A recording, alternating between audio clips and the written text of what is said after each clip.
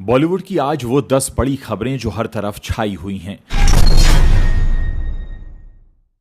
सबसे पहले बात राजनेता बाबा सिद्दीकी को मारकर फिर से चर्चा में आए लॉरेंस बिश्नोई की, जिस पर रामगोपाल वर्मा ने एक तीखा कटाक्ष मारा है। रामू बोले, अगर कोई राइटर ऐसी कहानी लाएगा तो पिटेगा। कैसी कहानी जानते हैं? रामू ने एक ट्वीट में लिखा, एक वकील जो अब गैंगस्टर बन गया है वो एक सुपरस्टार को मारकर एक हिरन की मौत का बदला लेना चाहता है। वो फेसबुक के जरिए भर्ती किए गए अपने 700 लोगों के गिरोह को आदेश देता है कि चेतावनी के तौर पर पहले एक बड़े राजनेता को मार डालें जो उस सुपरस्टार का करीबी दोस्त है, लेकिन पुलिस उसे पकड़ नहीं पाती क्योंकि वो जेल में सरकार के संरक्षण में है। अगर कोई बॉलीवुड राइटर ऐसी कहानी लेकर मेरे पास आता है तो लोग उसे इसे विश्वास न करने लायक बकवास कहानी कहने के लिए पीटेंगे। रामू ने अपने दूसरे ट्वीट में लिखा, साल 1998 में जब हिरण मारा गया था तब लॉरेंस बिश्नोई सिर्फ 5 साल का छोटा बच्चा था, लेकिन उसने 25 साल तक नाराजगी बनाए रखी और अब 30 साल की उम्र में वो कहता है कि उसके जीवन का लक्ष्य सलमान खान को मारना है ताकि उस हिरण की हत्या का बदला ले सके। क्या ये पशु प्रेम की चरम सीमा है या फिर ऊपर वाला कोई अजीब सा मजाक कर रहा है? दूसरी खबर जाने माने हास्य कलाकार अतुल परचुरे की, जिनका 57 साल की उम्र में कैंसर से निधन हो गया। ये कपिल शर्मा के रियल लाइफ ससुर के नाम से मशहूर थे। अतुल 2022 में कैंसर से जूझ रहे थे। उन्होंने पिछले साल एक इंटरव्यू में बताया था कि साल 2022 में एक फैमिली वेकेशन पर वो ऑस्ट्रेलिया और न्यूजीलैंड गए थे। वहां से लौटने के बाद उनकी तबीयत खराब हुई, वो ठीक से कुछ खा नहीं पा रहे थे और तब चेकअप करवाने पर इन्हें पता चला कि इन्हें कैंसर है। तीसरी खबर है कथावाचक अनिरुद्धाचार्य के बारे में, जो हाल ही में बिग बॉस में दिखाई दिए थे, जिसको लेकर काफी बवाल हुआ था। अब एक तस्वीर सामने आई है जिसमें अनिरुद्धाचार्य सलमान के चरणों में बैठे हैं और अब ताज़ा खबर यह है कि इस तस्वीर को एआई की मदद से जिसने बनाया है उसको अरेस्ट कर लिया गया है। जी हाँ, ये खबर इस समय छाई हुई है कि कैसे किसी शख्स ने इस तरीके की कोशिश की जिसमें अनिरुद्धाचार्य को सलमान के कदमों में बैठा दिया गया। दोस्तों, इस समय एआई को लेकर तमाम तरह की फोटोग्राफ्स आती हैं, कई सारे ऐसे वीडियोस आते हैं जिनको लेकर सरकार ने अपना रुख कड़ा करना शुरू कर दिया है और बहुत सारी जांच एजेंसीज हैं जो इस बात को सीधे तौर पर कहना चाहती हैं कि अगर आपने एआई का गलत इस्तेमाल किया तो आपके खिलाफ भी सख्त एक्शन लिया जाएगा। मल्लिका शेरावत के बारे में हॉटफ्लाई के साथ एक इंटरव्यू में मल्लिका शेरावत ने कहा कि मैं साउथ में एक गाना शूट कर रही थी, मेरे पास डायरेक्टर आए और कहने लगे कि मैडम आप बहुत हॉट हैं और आपकी इसी हॉटनेस को हम स्क्रीन पर दिखाना चाहते हैं। मैंने कहा हाँ ओके, लेकिन सीन क्या है और मुझे क्या करना होगा? इस पर वो बोले कि फिल्म का हीरो आपकी कमर पर रोटियां सेकेगा। मल्लिका ने कहा कि डायरेक्टर मुझसे कहने लगे कि ये सीन गाने के लिए बहुत ज़रूरी है, लेकिन मैंने इस रोल को रिजेक्ट कर दिया और कहा कि मेरे लिए ये सही नहीं होगा। हालांकि वो इस गाने के ज़रिए ये दिखाना चाहते थे कि एक महिला कितनी हॉट है। पर टीवी एक्ट्रेस हिना खान के बारे में, जो इन दोनों 3rd स्टेज के ब्रेस्ट कैंसर से जूझ रही हैं। इस जानलेवा बीमारी से लड़ने के लिए वो कीमोथेरेपी के सेशंस ले रही हैं। हाल ही में हिना ने इंस्टाग्राम पर अपनी आंख की फोटो शेयर की जिसमें उनकी आखिरी बची हुई पलक का बाल वो दिखाई दे रहा है, जिसे उन्होंने बहादुर अकेली योद्धा बताया है। हिना खान ने इंस्टाग्राम पर अपनी आंख की तस्वीर शेयर करते हुए कैप्शंस में लिखा, क्या आप जानना चाहते हैं कि इस वक्त मेरी प्रेरणा क्या है? मेरी आंखों के ऊपर ये मेरी लंबी और खूबसूरत पलकें जिन्होंने हमेशा मेरी आंखों की सुंदरता को निखारा है। ये बहादुर अकेली योद्धा, मेरी आखिरी पलक मेरे साथ खड़ी है और लड़ रही है। मेरी आखिरी कीमों में अकेली पलक मेरी मोटिवेशन है। इस मुश्किल समय को भी हम पार कर लेंगे, हम इससे जरूर उबर जाएंगे। केबीसी के मंच पर अमिताभ बच्चन का 82nd बर्थडे धूमधाम से मनाया गया। इस खास मौके पर आमिर खान के बेटे जुनैद खान बतौर गेस्ट पहुंचे थे। आमिर ने बिग बी के गाने पर डांस करके उन्हें बर्थडे विश किया। इसके बाद फैंस के विशेस से भरा एक स्पेशल वीडियो भी दिखाया गया। इस वीडियो के साथ बिग बी की आंखें नम हो गईं। इसके बाद एक दूसरे वीडियो में बिग बी की पूरी लाइफ जर्नी दिखाई गई। इस वीडियो में परिवार के सभी सदस्यों की तरफ से कुछ स्पेशल मैसेजेस थे।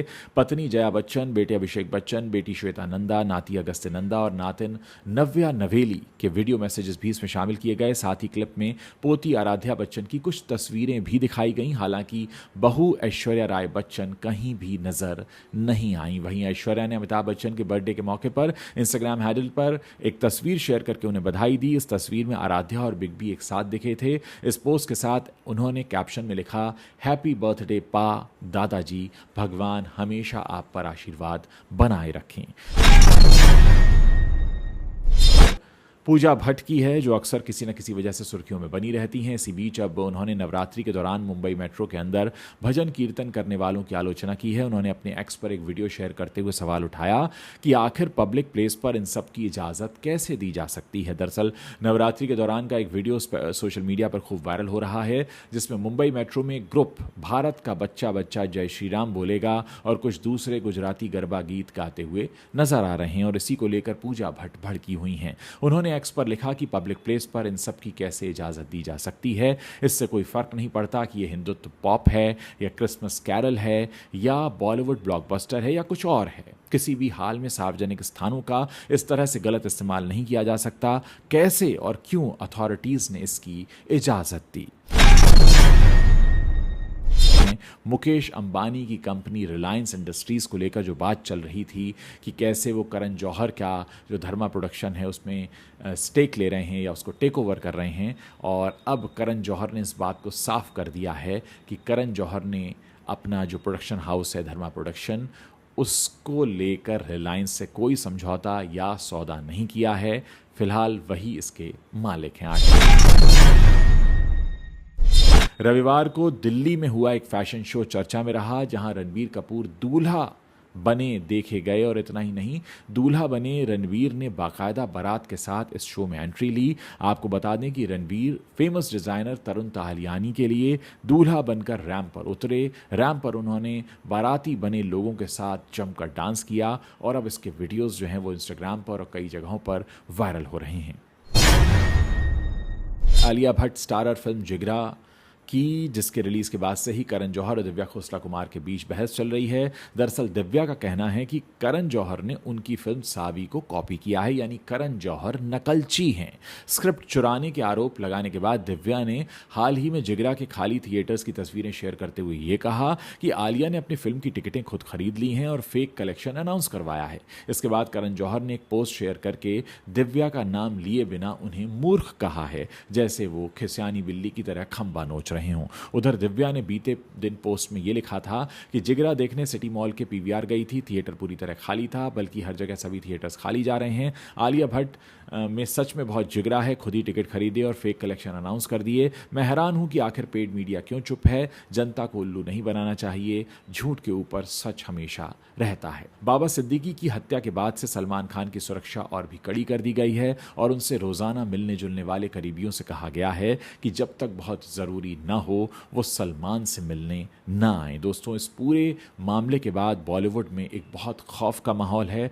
हर कोई खौफजदा है कि आखिर बैंड्रा जैसे पॉश इलाके में उसी इलाके के विधायक को इस तरह कोई कैसे गोलियों से भून सकता है। निश्चित तौर पर एक ऐसा कदम है जिस पर सख्त से सख्त कार्रवाई होनी चाहिए, लेकिन ये बात भी उतनी ही सच है कि बाबा सिद्दीकी वैसे तो एक विधायक थे, राजनेता थे, लेकिन बॉलीवुड में उनकी अच्छी पैठ थी और हर कोई इस बात को जानता है कि सलमान खान, संजय दत्त और बैंड्रा में रहने वाले जितने भी बड़े स्टार्स हैं, जिनमें शाहरुख खान भी शामिल हैं, उनसे उनकी बड़ी करीबी दोस्ती रही। और एक वक्त ये भी था जब शाहरुख और सलमान के बीच जो दुश्मनी हो गई थी उसको ख़त्म करने का काम भी बाबा सिद्दीकी ने अपनी इफ्तार पार्टी में किया था और लोग उनको जानते भी इसीलिए हैं क्योंकि वो सलमान शाहरुख के सबसे करीबी पॉलिटिशियन माने जाते थे।